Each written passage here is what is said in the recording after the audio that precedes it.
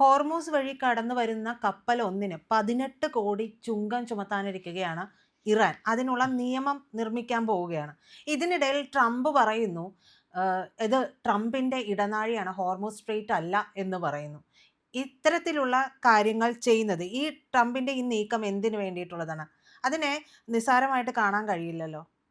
അതൊരു pre-emptive strike എന്ന് പറയില്ലേ? അതായത് നമ്മുടെ ശത്രു എന്തെങ്കിലും ചെയ്യുന്നതിന് മുമ്പ്, ഉം. നമ്മുടെ എതിരാളി എന്തെങ്കിലും ചെയ്യുന്നതിന് മുമ്പ് അയാളുടെ പ്രവർത്തനങ്ങളെയും അതുപോലെ പദ്ധതികളെയും നിഷ്പ്രഭമാക്കാൻ വേണ്ടി നമ്മൾ സ്വീകരിക്കുന്ന നടപടി, അതിനാണ് പ്രീഎംപ്റ്റീവ് മൂവ് എന്ന് പറയുന്നത്. അപ്പോൾ ഇറാൻ ഹോർമുസ് സ്ട്രെയിറ്റ് തങ്ങളുടെ സ്വന്തമാണ് എന്നുള്ള രീതിയിലാണ് ഇപ്പോൾ പറഞ്ഞു പ്രവർത്തിക്കുകയും ചെയ്യുന്നത്. യഥാർത്ഥത്തിൽ ഹോർമുസ് സ്ട്രെയിറ്റിന് പുറത്ത് ഇറാൻ യാതൊരു സ്വാധീനവും മേധാവിത്വവും ഇല്ല.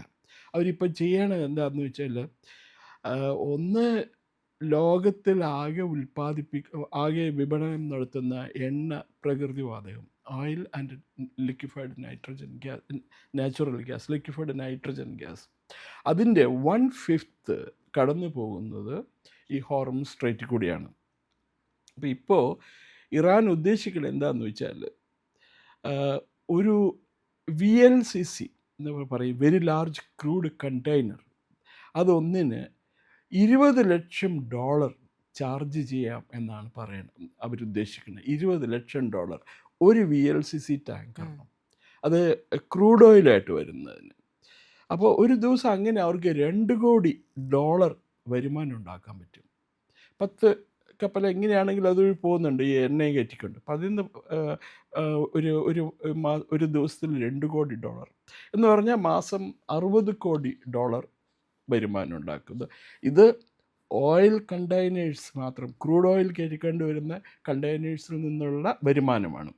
LNG കൂടി ചേർത്ത് കഴിഞ്ഞാൽ അത് $100 കോടി എത്തും ഒരു മാസം വരുമാനം. ഒന്നും ചെയ്യേണ്ട ആവശ്യമില്ല.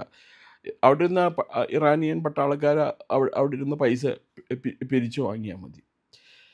അപ്പോൾ അവർ പറയണ ഒരു ഉദാഹരണം കാണിക്കുന്നത്, സൂയസ് കനാൽ വഴി വരുന്ന കപ്പലുകളൊക്കെ ഈജിപ്തിന് നൽകുന്നത് $80 കോടി ഒരു പ്രതിമാസം $80 കോടി അവർ നൽകുന്നതെന്നാണ് പറയുന്നത്.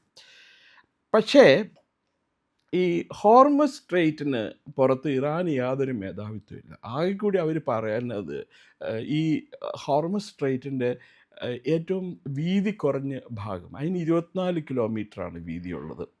അതുവഴി വരുന്ന കപ്പലുകൾ ചിലപ്പോൾ ഒന്ന് ഇറാനിയൻ തീരത്തേക്ക് ഇറാനും യമനും ഇടയിലാണ് ഈ ഹോർമസ് സ്ട്രെയിറ്റ് ഉള്ളത്. അപ്പോൾ ഒരു പക്ഷേ എന്താ, ഈ കപ്പലുകൾ കടന്നു പോകേണ്ട സമയത്തെങ്ങാനും 2 കപ്പലുകൾ അങ്ങോട്ടും ഇങ്ങോട്ടും പോകുന്നുണ്ടെങ്കിൽ, ചിലപ്പോൾ ഈ ഒരു കപ്പൽ ഇറാനോട് ഒരു 24 കിലോമീറ്റർ ഇറാനിയൻ തീരത്തേക്ക് കുറച്ച് പോവുകയൊക്കെ ചെയ്യും. അങ്ങനെ അവരിൽ നിന്നും പൈസ പിടിച്ച് പറ്റാമെന്നുള്ള ഇതിലായിരിക്കും അവർ പറഞ്ഞിട്ടുണ്ടാവുക. പക്ഷെ അത് അന്താരാഷ്ട്ര നിയമത്തിന് എതിരാണ്. എന്താണെങ്കിലും ഹോർമസ് സ്ട്രെയിറ്റിൽ കൂടി കടന്നു പോകുന്ന കപ്പലുകളിൽ നിന്നും ഭീഷണിപ്പെടുത്തി പൈസ മേടിക്കുക എന്ന് പറയുന്നത് നമ്മുടെ നാട്ടിലെ കവലച്ചട്ടമ്പികളുടെ സ്വഭാവമാണ്. United Nations convention on law of the sea എന്ന് പറയും, UN ക്ലോസ്, അത് പ്രകാരം ഇങ്ങനെയുള്ള സ്ട്രെയിറ്റ് കൂടി കടന്നു പോകുന്ന കപ്പലുകളിൽ നിന്ന് ഒരു പൈസയും മേടിക്കാൻ പാടില്ല, അവരെ ആക്രമിക്കാനും പാടില്ല. നാവിഗേഷൻ, ലോക വ്യാപാര നടക്കുന്നത് മുഴുവനും, ലോക വാണിജ്യ വ്യാപാര ഇടപാടുകൾ നടക്കുന്ന കപ്പലുകൾ ഗതാഗതം വഴിയാണ്.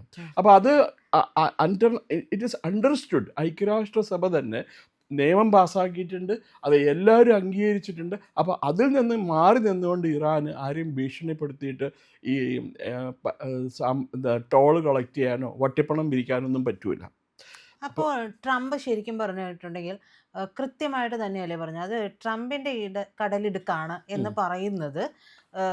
ഇറാന്റെ ഇത്തരത്തിലുള്ള പ്രവൃത്തിയും കൊണ്ട് അങ്ങോട്ടേക്ക് വരണ്ട, എൻ്റെ കണ്ണ് അവിടെയുണ്ട് എന്ന് പറയുന്നത് തന്നെയല്ലേ? അതെ അതെ, അല്ലാതെ ട്രംപ് എന്താ ഹോർമസ് സ്ട്രെയിറ്റിൻ്റെ പേര് മാറ്റി Trump straight of Donald Trump എന്നുള്ള പേര് വരാനെന്നായിരിക്കില്ല പറഞ്ഞത്. അദ്ദേഹം കുറച്ച് റഫാണ് സംസാരിക്കുമ്പോൾ. പൊതുവെ പറയും, ഈ നമ്മുടെ ഇതിന് മുൻപ് ഒരു അമേരിക്കൻ പ്രസിഡൻ്റ് ഉണ്ടായിരുന്നു, റൊണാൾഡ് റീഗൻ കേട്ടിട്ടുണ്ടോ? റീഗൻ്റെ പ്രത്യേകത എന്താണെന്ന് വെച്ചാൽ അദ്ദേഹം ആ, ചലച്ചിത്ര നടൻ ആയിട്ട് ആയിരുന്നു അദ്ദേഹത്തിൻ്റെ പൂർവാശ്രമം. അതിനുശേഷമാണ് രാഷ്ട്രീയത്തിൽ വരികയും സിനിമ മറ്റേ ഗവർണറൊക്കെ ആയി പിന്നീട് രാഷ്ട്രപതിയാവുകയൊക്കെ ചെയ്തത്. അപ്പം അദ്ദേഹം സിനിമയിൽ അവതരിപ്പിച്ചിട്ടുള്ള കൂടുതൽ കൗബോയ്സ് ചിത്രങ്ങളിലാണ് അദ്ദേഹം കൂടുതൽ അഭിനയിച്ചിട്ടുള്ളത്. കൗബോയ്സ് അറിയില്ലേ, കുതിരപ്പുറ തൊപ്പിയൊക്കെ വെച്ച് ഒന്ന് പറഞ്ഞ് രണ്ടാം വാക്കിന് തോക്കെടുത്ത് വെടിവെക്കും ആൾക്കാരെ കൊല്ലും. അപ്പോൾ അവരുടെ ലാംഗ്വേജ് ഒക്കെ ഒരു ഭാഷ, അവരുപയോഗിക്കുന്ന ഭാഷ ഒരു പ്രത്യേക രീതിയിലുള്ള ഭാഷയാണ്, വളരെ കറക്റ്റായിട്ടുള്ളതാണ്. സോഫ്റ്റ്നെസ്സോ പൊളിഷ്നെസ് ഒന്നും ഉണ്ടാവില്ല അതിനകത്ത്. പക്ഷേ പ്രസിഡൻ്റായ റൊണാൾഡ് റീഗനിൽ നിന്നും ജനങ്ങൾ കണ്ടത് അതിശയകരമായ മാറ്റമായിരുന്നു. കാരണം അദ്ദേഹം വളരെ സോഫിസ്റ്റിക്കേറ്റഡ് ആയിട്ട്, വളരെ എന്താ പറയുക, ഒരു രാഷ്ട്രത്തലവൻ ഉപയോഗിക്കേണ്ടതായ ഭാഷയിൽ മാത്രമേ അദ്ദേഹം സംസാരിക്കുള്ളൂ. അദ്ദേഹത്തിൻ്റെ പ്രസംഗം കേൾക്കാൻ വളരെ വളരെ കൗതുകകരമാണ്. നമ്മുടെ യൂട്യൂബിൽ ഇപ്പോഴും അദ്ദേഹത്തിൻ്റെ പ്രസംഗങ്ങൾ കുറേ എണ്ണമുണ്ട്. റൊണാൾഡ് റീഗൻ ഫൗണ്ടേഷൻ അവർ ആ പ്രസംഗങ്ങൾ മുഴുവനും അപ്ലോഡ് ചെയ്തിട്ടുണ്ട്. നല്ല രസം അദ്ദേഹത്തിൻ്റെ പ്രസംഗം കേൾക്കാനൊക്കെ ആയിട്ട്. അദ്ദേഹം വളരെ സോഫിസ്റ്റിക്കേറ്റഡ് ആയിട്ട് ആൾക്കാരോട് സംസാരിക്കുള്ളൂ. അതേസമയം ട്രംപിൻ്റെ അടുത്ത് വെട്ടൊന്നും മുറി രണ്ടാണ്. കഴിഞ്ഞ ദിവസം അദ്ദേഹം പറഞ്ഞത് എന്താ, ദിസ് മാൻ എന്താ Mohammed bin Salman he is kissing my ass എന്നാണ് പറഞ്ഞത്. വളരെ ഡിറോഗേറ്ററി ആയിട്ടുള്ള ഒരു സെൻറ്റൻസ് ആണ്. അത് യഥാർത്ഥത്തിൽ സാധാരണ അപമാനിക്കേണ്ട കാര്യമുണ്ടോ? അല്ല, അപമാനിക്കാന്നല്ല, അദ്ദേഹത്തിനൊരു വർത്തമാനം പറയുമ്പോൾ അദ്ദേഹം എന്താ പറയണ ചില വാക്കുകൾ അറിയാതെ വന്നു പോണേയായിരിക്കും ഈ പ്രസിഡന്റ് പദവി എന്നുള്ളത് മാറി. അതിലെന്താ കാരണം എന്ന് വെച്ചാൽ അദ്ദേഹം പറയുന്നുണ്ട്, ഇത് രണ്ടാമത്തെ തവണയാണല്ലോ ട്രംപ് പ്രസിഡൻ്റായിട്ട് സത്യപ്രതിജ്ഞ ചെയ്യുന്നത്. ആ സമയത്ത് ഈ ബൈഡൻ്റെ കീഴിൽ അമേരിക്കൻ സമ്പദ് വ്യവസ്ഥ ഹാസ് ടേക്കൺ ടെയിൽ സ്പിൻ, വളരെ തകർന്നിരുന്നു. അവർ ഈ പറഞ്ഞ പോലെ നികുതി പിരിക്കണ കാര്യത്തിലൊന്നും അതേപോലെ തന്നെ എന്താ ഇൻവെസ്റ്റ്മെൻറ്റിൻ്റെ കാര്യത്തിലോ സോഷ്യൽ സെക്യൂരിറ്റിയുടെ കാര്യത്തിലോ ഒന്നും വേണ്ട രീതിയിൽ അവർ നടപടി എടുത്തിരുന്നില്ല. വ്യവസായവും വാണിജ്യവും എല്ലാം താഴെ പോയി. ഇദ്ദേഹം ആദ്യത്തെ ടേമിൽ ചെയ്തിരുന്ന കാര്യങ്ങളെല്ലാം അവർ നിർത്തലാക്കി. അമേരിക്കയിലെ ഇൻഫ്രാസ്ട്രക്ചർ, നമ്മൾ മലയാളത്തിൽ പറയുകയാണ് പശ്ചാത്തല സംവിധാനം, നിരത്ത്, വൈദ്യുതി ഉൽപ്പാദനം, ഇതൊക്കെ വൈദ്യുതി ഉൽപ്പാദനം ഇല്ലെങ്കിൽ പ്രശ്നമൊന്നും ഇല്ലെങ്കിൽ കൂടി വ്യവസായ രംഗത്തും പിന്നെ വാണിജ്യ രംഗത്തുമൊക്കെ അമേരിക്കയുടെ പെർഫോമൻസ് വളരെ താഴെ പോയി.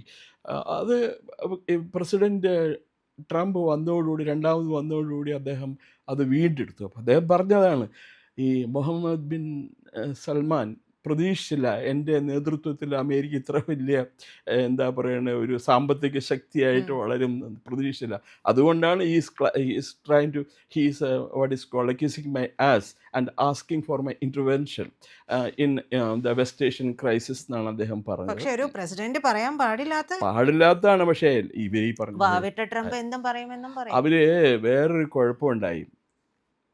ഏതാനും വർഷങ്ങൾക്ക് മുമ്പ് ഒബാമ പ്രസിഡൻ്റ് ആയിരുന്നപ്പോൾ അയാൾ സൗദി അറേബ്യയിൽ പോയി വിമാനം ഇറങ്ങി താഴ്ത്തു വന്നപ്പോൾ ഇവരെയൊക്കെ ഇയാളെ സ്വീകരിക്കാനായിട്ട് സൗദി അറേബ്യയിലെ രാജകുമാരനും പിന്നെ പ്രധാനമന്ത്രിയും രാജ്യരക്ഷാ മന്ത്രിയൊക്കെ എയർപോർട്ടിൽ വന്നിട്ടുണ്ടായിരുന്നു, അവരുടെ റോബ്സ് എല്ലാം അണിഞ്ഞിട്ട്.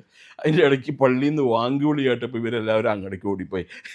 ഒബാമ എന്താ ചെയ്യേണ്ടതെന്ന് അറിയാതെ അവിടെ നിൽക്കേണ്ടി വന്നു. അത് മിക്കവാറും യൂട്യൂബിലേക്ക് ഇപ്പോഴും അത് പോയാൽ കാണാൻ പറ്റുമോ? അത് അവസാനം അയാളുടെ കാറ് വന്ന് അയാളെ കയറിപ്പോയി. That's another thing. പക്ഷേ ഇവർക്ക് ഇതനുസരിച്ചിട്ട് എന്തെങ്കിലും ബാക്ക് ടൈം ചെയ്യുമോ എന്തെങ്കിലുമൊക്കെ ചെയ്യാമായിരുന്നു ഇവർക്ക്. ഈ സൗദി ആതിഥേയർ എന്നുള്ള രീതിയിൽ ഒരു രാഷ്ട്രതലവൻ വരുമ്പോൾ ഞങ്ങളുടെ പള്ളിയിൽ ഞങ്ങൾക്കിപ്പോൾ നിസ്കരിക്കാൻ പോകണമെന്ന് പറഞ്ഞുകൊണ്ട് പോവാതെ എന്തെങ്കിലുമൊക്കെ ചെയ്യാൻ പറ്റുമായിരുന്നു അവർക്ക്. എന്തെങ്കിലും ഒരു ഓൾട്ടർനേറ്റ് അറേഞ്ച്മെൻറ്റ് ചെയ്യാൻ ചെയ്തില്ല. അപ്പം അതൊരു സ്നബ് ചെയ്തതിന് തുല്യമാണ് ശരിക്കും പറഞ്ഞിട്ടുണ്ടെങ്കിൽ. അത് ഒബാമേനെ പോലെ. ഒബാമ പകുതി മുസ്ലിമാണല്ലോ, പകുതി 3/4 മുസ്ലിമാണ് ഒബാമയും. അപ്പം അത്രയേ ഉള്ളൂ. അല്ലാണ്ട് ഇതൊരു വലിയ എന്താ പറയണേ, അന്താരാഷ്ട്ര തലത്തിൽ വലിയ ഒരു കോൺട്രവേഴ്സി വിവാദം ഒന്നും എനിക്ക് തോന്നാനില്ല. അത്